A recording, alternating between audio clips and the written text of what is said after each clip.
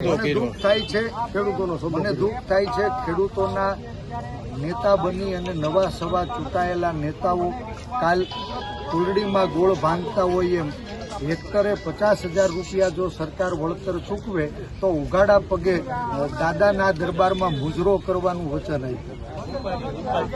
મારે આપના મારફત ખેડૂતોને પૂછ્યું, 1 હેક્ટર એટલે 2.5 એકર એટલે 6.25 વીઘા.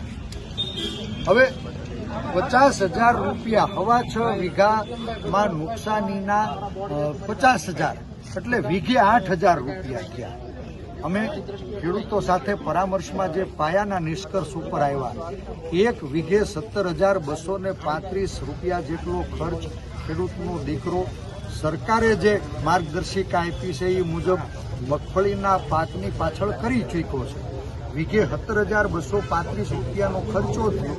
સરેરાશ 20 મણ માંડવી પોટા ફૂટી ગયા, પાથરા તળાઈ ગયા, પાલો પલ્લી ગયો. 1 વીઘે 50,000 રૂપિયાનું નુકસાન ગયું અને વીઘે 8,000 રૂપિયાની માગણી.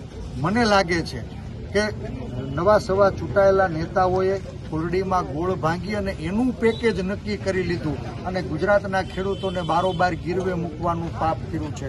ગુજરાતના ખેડૂતો એને બારોબાર ગીરવે મૂકનારા લોકોને માફ નહીં કરે એવો મને સંપૂર્ણ વિશ્વાસ છે.